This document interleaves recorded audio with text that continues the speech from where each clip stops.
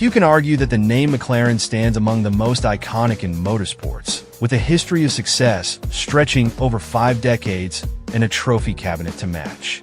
However, when it comes to McLaren Automotive, the road car division, the story is a bit different.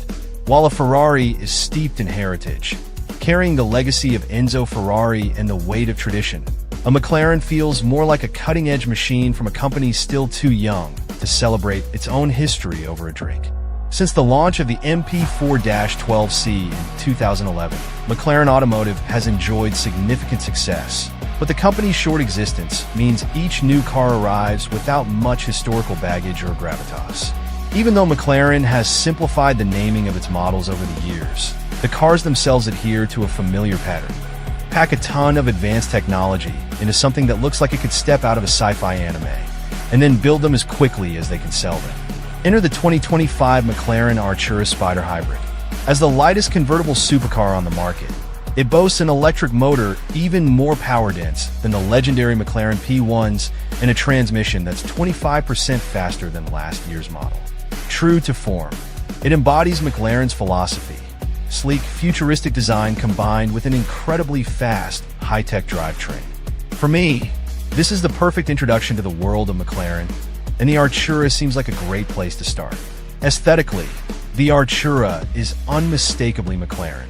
Apart from the brand's exclusive, limited edition Ultimate Series models like the P1 and Senna, most McLaren cars have followed an evolutionary design path, looking like progressively angrier and more futuristic versions of the original MP4-12C. While the Artura does have some stylistic updates compared to the 570S it replaces, it doesn't scream new or futuristic at first glance. It simply looks like another McLaren. This isn't necessarily a bad thing, though it might underplay just how thoroughly reworked the Artura truly is. Its carbon fiber monocoque platform is completely new and purpose-built for hybrid drivetrains, making the Artura Spider McLaren's first hybrid convertible. The V6 engine behind the driver is also a first for the company.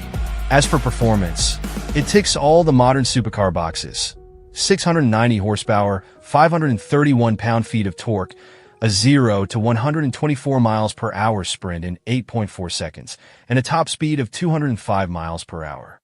Despite having an electric roof and a hybrid powertrain, which provides an EPA-rated 11 miles of electric-only driving range, the Artura weighs just 3,439 pounds. In fact, it's 176 pounds lighter than the Ferrari 296 GTS when comparing dry weights. On paper, it's undeniably impressive, which makes it all the more unfortunate that the design doesn't stray far from last year's model. While the styling may not be as timeless or groundbreaking as some other supercars, McLaren still sells every car they produce, and their popularity hasn't waned. Clearly, the appeal runs deeper than just aesthetics. Though the McLaren signature butterfly doors make getting into the cabin a bit tricky, once you're seated, the Artura Spider is surprisingly comfortable. The gauge cluster moves with the steering wheel, so even when adjusted for my taller frame, I could easily read all the displays. The footwell is compact, but even wearing cowboy boots, I had no trouble working the gas and brake pedals. The center touchscreen is within easy reach, yet positioned far enough from the driver's line of sight to avoid obstructing visibility. Blissfully, there are no buttons on the steering wheel. All it does is steer the car, and it's delightful. Toggling between driving modes and suspension settings is a physical affair. A pair of switches at the top edges of the cluster allow you to change on the fly without having to look at any screens or take your hands off the steering wheel. For a car that looks like the personal vehicle of a Gundam pilot, it's shockingly analog inside. It suits a focus on the driving experience so well. And what a driving experience it is. A calm, cool morning in Portland meant I had the top off before my seatbelt was even buckled.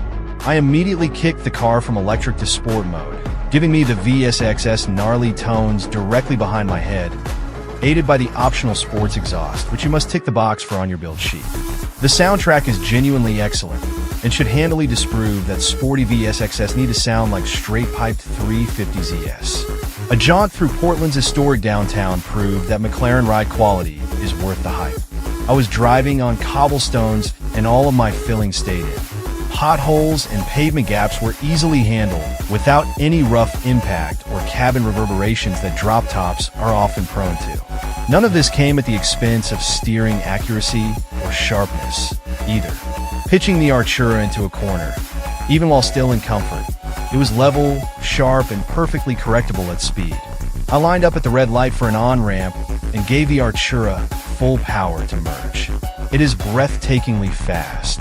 That electric motor delivers 166 pound-feet of torque at 0 miles per hour and gives the McLaren an EV-like neck-whipping sense of acceleration. 60 mph happened in 3 seconds flat. 60-censored arrived faster than I could keep track of as I slammed through gears on the 8-speed. There are other supercars that are a few tenths quicker, sure, but if the Artura isn't fast enough for you, I would suggest seeking therapy to uncover what you're really looking for out of life.